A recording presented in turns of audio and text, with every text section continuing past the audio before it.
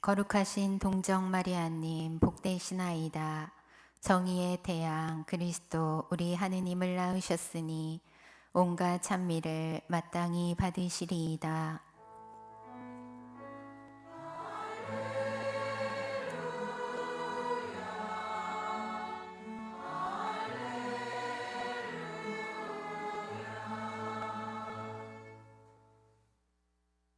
주님께서 여러분과 함께 또한 사제의 영과 함께 루카가 전한 거룩한 복음입니다. 주님 영광 받으소서. 그때 시메온이 성령에 이끌려 성전으로 들어갔다. 그리고 아기에 관한 율법의 관례를 준수하려고 부모가 아기 예수님을 데리고 들어오자 그는 아기를 두 팔에 하나 받아 안고 이렇게 하느님을 찬미하였다. 주님, 이제야 말씀하신 대로 당신 종을 평화로이 떠나게 해주셨습니다. 제 눈이 당신의 구원을 본 것입니다. 이는 당신께서 모든 민족들 앞에서 마련하신 것으로 다른 민족들에게는 계시에 비치며 당신 백성 이스라엘에게는 영광입니다. 아기의 아버지와 어머니는 아기를 두고 하는 이 말에 놀라워하였다. 시므온은 그들을 축복하고 나서 아기 어머니 마리아에게 말하였다. 보십시오. 이 아기는 이스라엘에서 많은 사람을 쓰러지게도 하고 일어나게도 하며 또 반대를 받는 표징이 되도록 정해졌습니다. 그리하여 당신의 영혼이 칼에게 찔리는 가운데 많은 사람의 마음속 생각이 드러날 것입니다. 주님의 말씀입니다. 앉으십시오. 참미의 예수님, 오늘 강론 준비하다가 문득 그런 생각을 하게 됐습니다. 우리는 성모님 묵상하며 예수님을 바라보는 성모님의 모습을 자주 떠올립니다. 그런데 반대로 성모님을 떠올리는, 성모님을 바라보는 예수님의 시선은 어땠을까요? 이 시선에 관련하여 루카복음 7장에는 참 특별한 이야기 하나가 나옵니다. 예수님께서 한 과부의 외아들을 되살리시는 내용이죠. 예수님께서 길을 가시다가 어느 과부가 자신의 외아들을 잃고 슬피 우는 모습을 보게 됩니다. 이 모습에 마음이 미어지신 예수님께서는 과부에게 그 외아들을 돌려주십니다. 어떻게 보면 평범한 치유 이야기들 가운데 하나처럼 느껴질지도 모릅니다. 그런데 사실 이 이야기는 성경 전체에서 보면 참 특이한 이야기입니다. 원래 성경은 단순히 예수님을 따라다니면서 쓴 기록문이 아닙니다. 어떤 메시지를 전하고자 우리에게 남긴 글이죠. 그렇기에 성경의 이야기의 흐름은 병자가 예수님께 믿음을 고백하고 그 믿음을 보신 예수님께서 그를 구원해 주시는 것이 일반적인 흐름입니다. 당연한 것이죠. 믿음이 있기에 구원을 받는 것이며 구원을 받기 위해선 믿음이 필요하니까요. 그런데 이 이야기에서 아들을 잃은 과부는 그 무엇도 하지 않았습니다.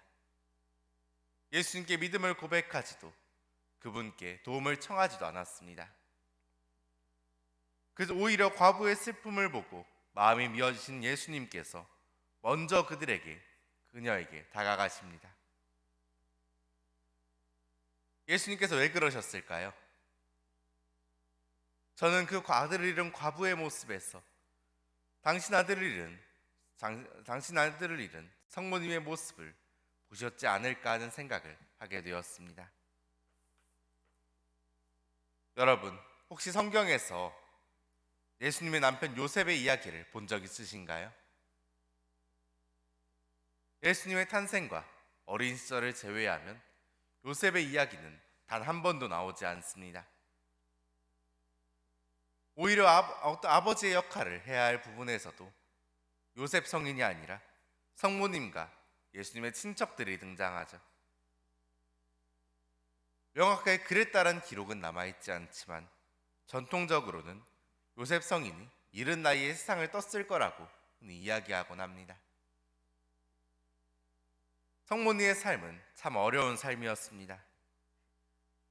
당시로서는 돌에 맞아 죽을 수도 있는 미혼모에 베들레헴으로, 이집트로, 다시 나자렛으로 계속해서 떠돌아다녀야 했습니다.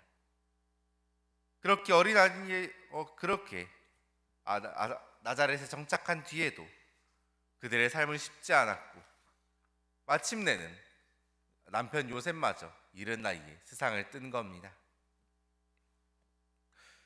그러고는 마침내 당신의 아들 하나 남은 당신의 아들마저 모든 것을 버리고 복음을 선포하다가 채찍질 당하고 만신창이가 되어 십자가에 달려 마침 싸늘한 죽음이 되어 당신 품에 안기게 됩니다. 참으로 한많은 삶이 아닐 수 없습니다. 그렇기에 오늘 복음에서 시메온은 성모님께 말합니다. 그리하여 당신의 영혼이 칼에 꿰찔리는 가운데 많은 사람의 마음속 생각이 드러날 것입니다. 흔히 우리는 우리가 한해 민족이라는 말을 하곤 하죠. 어려운 시간을 함께 이겨내며 어머니는 어머니로서 수많은 아픔들을 속으로 삼키며 자식과 가족들을 챙겼고, 아버지는 아버지대로 수많은 아픔들을 혼자 감내하며 가족들은 책임지려 노력해왔습니다. 그리고 그 수많은 아픔과 상처들을 나누고 이야기하기보단 그저 조용히 가슴속으로 사귀고 숨기며 그것을 감내해왔습니다. 그렇게 우리의 말로 나오지 못한 그 상처들이 흉터가 되어 우리 마음속에서 한으로 남곤 하죠. 그렇게 우리는 성모님의 모습에서 우리의 어머니와 아버지의 모습을 겹쳐보곤 합니다. 그렇게 우리는 다른 성모님을 우리 다른 분이 아니라 그분을 어머니로 그렇게 받아들이는지도 모릅니다. 그리고 그것은 예수님께서도 마찬가지일 겁니다. 외아들을 잃은 과부의 모습에서 당신 어머니의 모습을 보셨듯이 주님께서는 우리에게서 당신 부모님의 모습을 겹쳐보실 겁니다. 우리를 당신의 자녀인 동시에 당신의 부모로 그렇게 받아들이시며 우리의 아픔과 상처에 공감하며 함께 해주실 겁니다.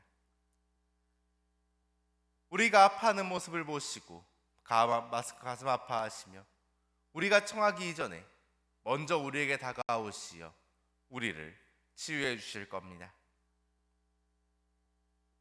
그분께서는 과부에게 외아들을 돌려주심으로써 우리에게 부활한 당신의 모습을 미리 보여주셨습니다.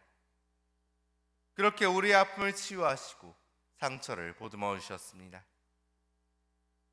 그러니 오늘 우리 또한 모든 일을 마음속에 간직하신 성모님의 모습처럼 우리 또한 마음속의 아픔과 상처를 그분께 내어드리고 그 빈자리에 주님의 사랑을 담을 수 있으면 좋겠습니다.